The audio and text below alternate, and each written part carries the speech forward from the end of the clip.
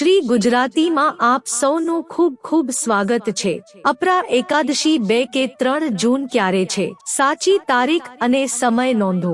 જ્યેષ્ઠ માસમાં અપરા એકાદશી વ્રત રાખવામાં આવે છે। તેને અચલા એકાદશી પણ કહેવામાં આવે છે। શું તમે જાણો છો અપરા એકાદશી શા માટે ઉજવવામાં આવે છે? આ વર્ષે 20 જૂન 1924માં અપરા એકાદશી ક્યારે છે? જાણો। 24 મે 2024 થી જ્યેષ્ઠ માસનો પ્રારંભ થઈ રહ્યો છે। જ્યેષ્ઠ માસમાં કૃષ્ણ પક્ષની અપરા એકાદશી અને શુક્લ પક્ષની નિર્જલા એકાદશી ખૂબ જ મહત્વપૂર્ણ માનવામાં આવે છે। જ્યેષ્ઠ મહિનામાં ગરમી ચરમસીમાએ હોય છે અને એકાદશીના રોજ 24 કલાક ઉપવાસ કરવામાં આવે છે, જે સૌથી કઠિન હોય છે। આ રીતે જે લોકો આ મહિનામાં એકાદશીનું વ્રત કરે છે તેમને આખા વર્ષ માટે એકાદશીનું પુણ્ય મળે છે। ચાલો જાણીએ કે આ વર્ષે અપરા એકાદશી 2024ની તિથિ, પૂજાનો શુભ સમય અને આ વ્રત શા માટે રાખવામાં આવે છે। અપરા એકાદશી 2024 તારીખ। જ્યેષ્ઠ માસના કૃષ્ણ પક્ષની અપરા એકાદશી તિથિ 2 જૂન 2024ના રોજ સવારે 5:04 શરૂ થશે અને બીજા દિવસે 3 જૂન 2024ના રોજ સવારે 2:41 સમાપ્ત થશે। આ વર્ષે અપરા એકાદશી 2 અને 3 જૂને છે।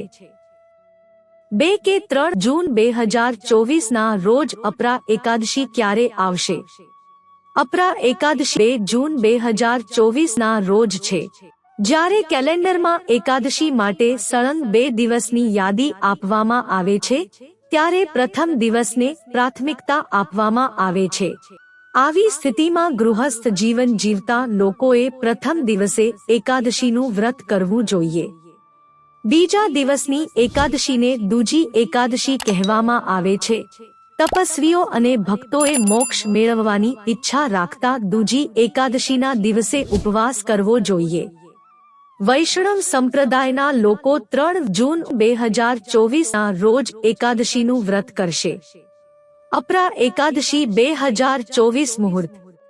વિષ્ણુ પૂજા મુહૂર્ત 7:07 12:19। અપરા એકાદશી 2024 ઉપવાસનો સમય।